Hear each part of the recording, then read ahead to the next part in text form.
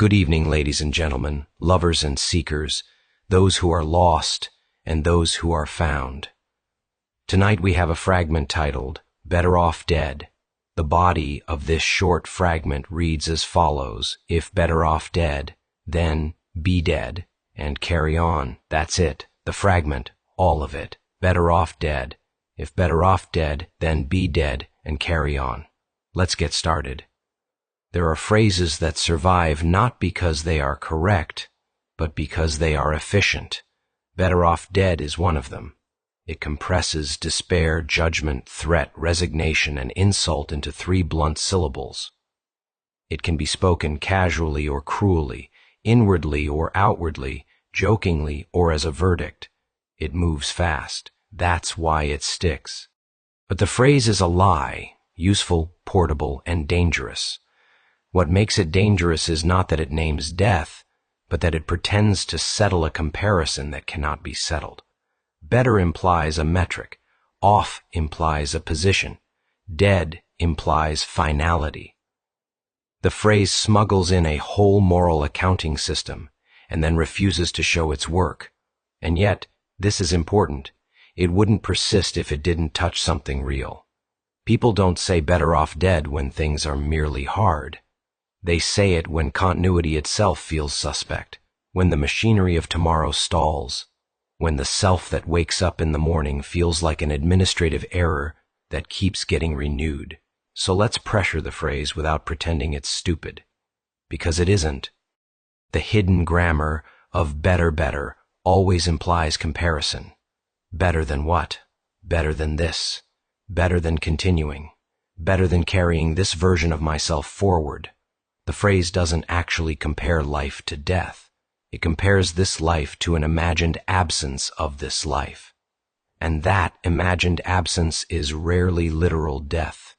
It's relief, silence, cancellation, an end to the demand to respond.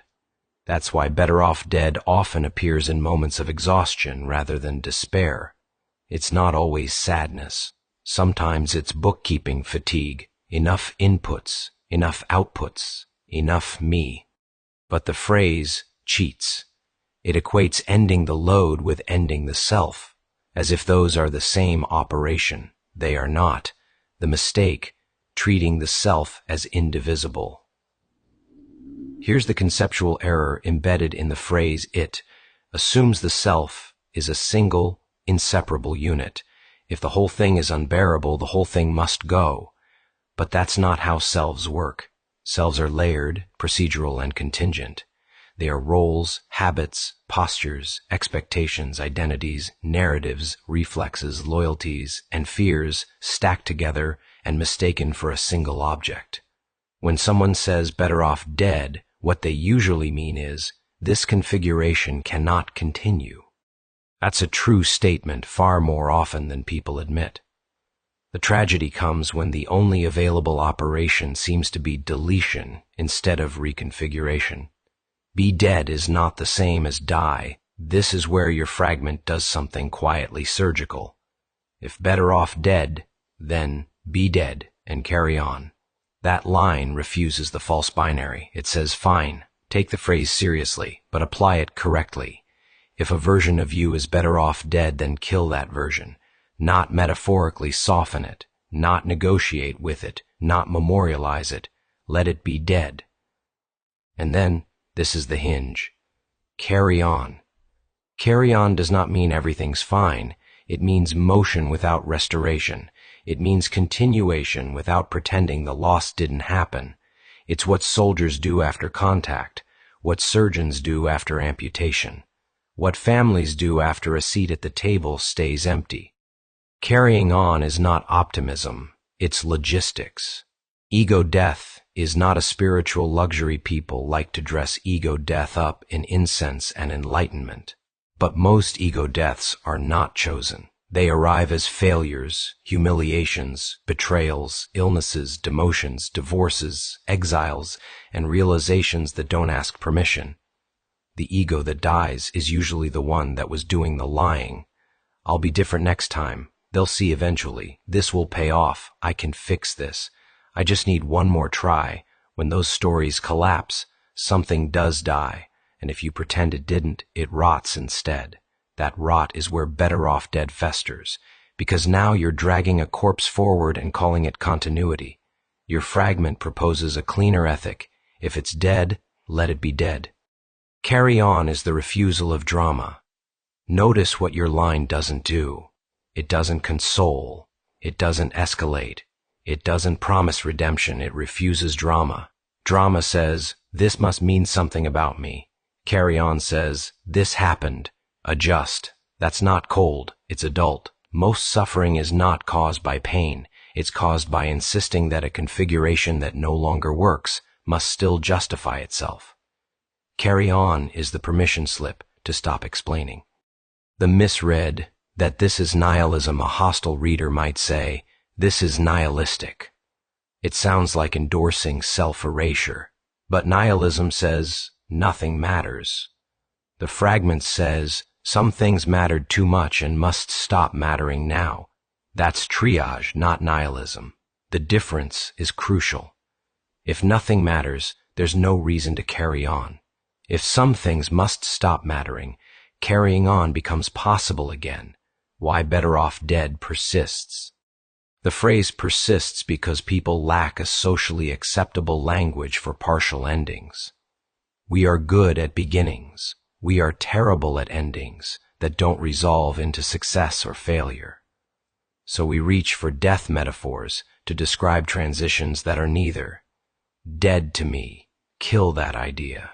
That part of my life is over. These aren't morbid impulses. They are linguistic hacks for managing discontinuity. Your fragment doesn't moralize that impulse. It disciplines it. The ethics of self-cancellation.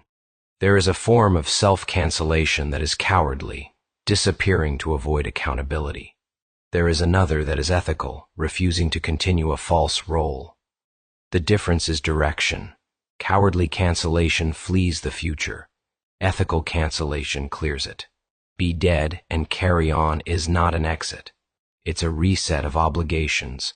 You are no longer required to defend a narrative that failed, remain loyal to a self you outgrew, perform coherence where there is none.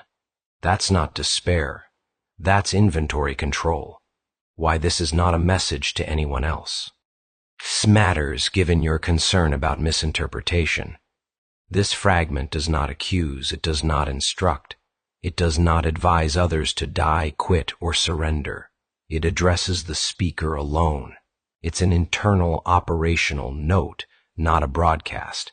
That's why it reads clean, and why it won't age into a slogan. The quiet courage in Carry On.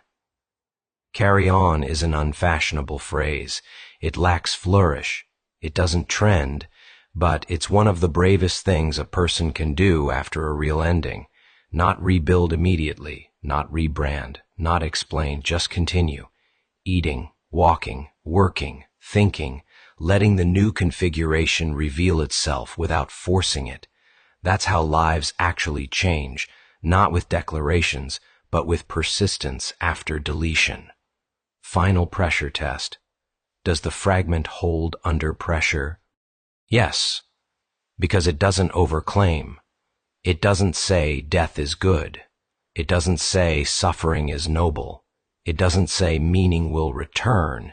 It says, if a version of you cannot continue, let it end, and don't let that ending take everything else with it. That's not comfort. That's equipment. And that's why it belongs exactly where it is. Be good and carry on.